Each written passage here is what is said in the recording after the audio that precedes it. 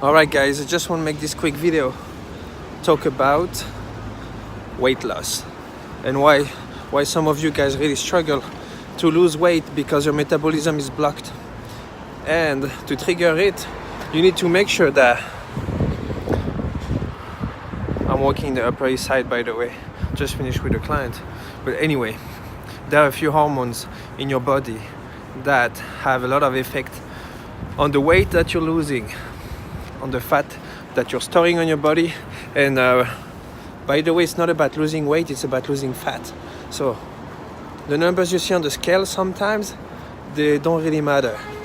What's important is how tight your body is and how loose are your pants getting.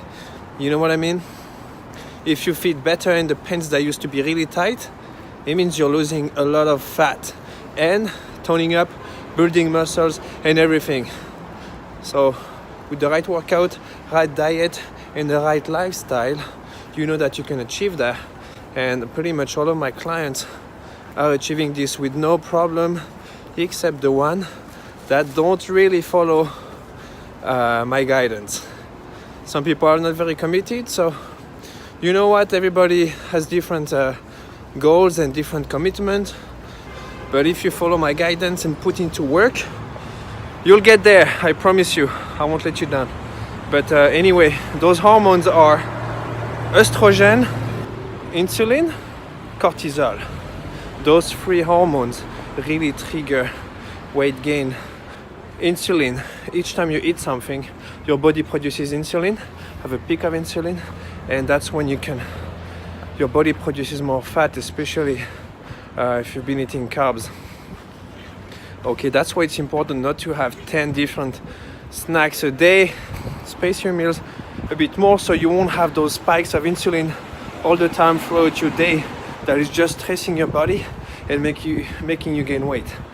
That's why also if you start doing intermittent fasting, one time a week, let's say, not eating from Monday night 9 p.m, stop eating after 9, then the next day on Tuesday you don't eat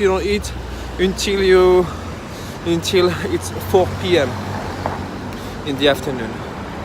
Okay, that way you give a long break to your digestive system. Just drink water and maybe some coffee if you need to, but don't put any food, really no food in your body. Clean out your guts, clean out your intestines, your colon, your stomach. You need to give a break to your guts. This will make you live longer, improve your health, helps you fight cancer. All those things has been really scientifically proven. Second one I want to talk about is estrogen. Estrogen is a female hormone, and when your body produces it, it makes you gain fat as well. If you drink beer, for example, there's a lot of estrogen in it. So try to reduce.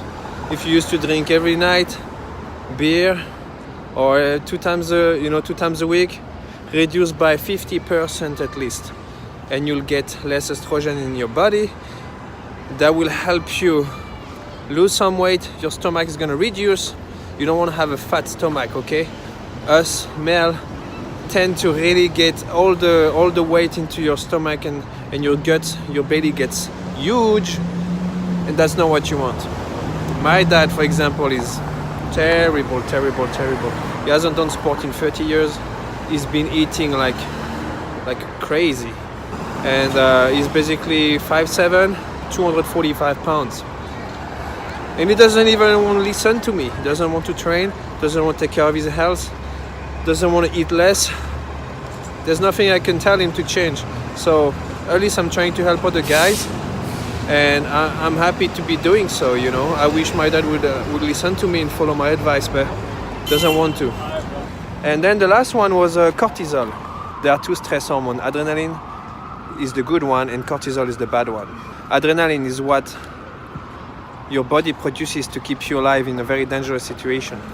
If a dog runs after you to save your life, your brain's going to produce a lot of adrenaline, and you're going to run faster and longer than you've ever done before, just to stay alive. If during your workout you're able to trigger your adrenaline, your muscle growth will get much better, and you'll burn more fat as well. But on the other side, the bad stress hormone is called cortisol. And that's the hormone your body produces when you're very anxious, when you're stressed, when you have lots of pressure, when your boss is an asshole and you don't want to go to work, when you have lots of deadlines, when you don't want to take the train every morning, early morning to get to work. That's gonna make you fat, swollen, bloated, everything that you don't want to be. I've read a study one day of those scientists who were trying on mouses. You know, on mice. Sorry, not mouses. You know, I'm French, so sometimes English is not. I'm not the best. Anyway, you still understand me? So they were trying on mice. They were feeding them the same kind of stuff. So they were stressing the mouse on purpose, maybe poking it or making it run around, or I don't know exactly. But anyway, the cortisol level of this mouse was going to the roof, was getting really high, and the other mouse was just living a quiet life, peaceful life. They were not stressing it out. And then the result after maybe a few days or a few weeks is the one that they were trying to get stressed, starting to put on a lot of weight and a lot of fat, and that was all due to cortisol. So stay away from every negative things. Like I tell my clients, start practicing the I don't give a fuck technique. Each time something is stressing you out, just tell yourself, I don't give a fuck. It doesn't mean don't deal with the problem, okay? Don't do the Ostrich technique, which is putting your head in the sand and just try to avoid every problem. But tell yourself, all right, I don't give a fuck, I'm not gonna stress myself over this problem. Try to fix and resolve the problem calmly, beam, no stress, living a cool life, fix your problem, all those things, all right? And then for the diet, stay away from processed food. You can reduce carbs, reduce alcohol, reduce sugar. Sugar is the big problem. It's not so much eating fat food, it's more eating sugary food. And in America, everywhere, in every store, pretty much there's added sugar. Don't stay away from fat. Natural fat is very good, it's very important for you. But cut off the sugar, cut off the crap. Soda as well. Coca-Cola is bad. I used to be addicted to it. I used to drink one a day. And then, like every addiction, it takes you a little bit. It takes you like 2 to 3 weeks to really clear out your brain from the signal of the craving, you know. And then once you haven't had any sugar from Coke in like 2 to 3 weeks, then your body doesn't even need it anymore. Your brain doesn't ask for it. It's the same with cigarettes, same with drugs. There's always this period of 2 to 3 weeks for your brain to be totally cleaned out of every dependency to the substance. I want you to be strong, and I want you to have control over your life and your decisions. Okay, there's nothing more than I hate than the victim mentality. And victim mentality is like fat people complaining about being fat, but not working out and not eating clean. Okay, I can't stand that. But the guys that are overweight and really want to make a change and start working out seriously, watch what they're eating. Don't put themselves as a victim and crying to try to get sympathy from other people. They have the right mindset and they'll have all of my respect and all the help that I can give them. I'll be really happy. Don't play the victim mentality. Know what you want in life. Work hard to deserve it. And everything is going to come together. It's about changing your life on the long term.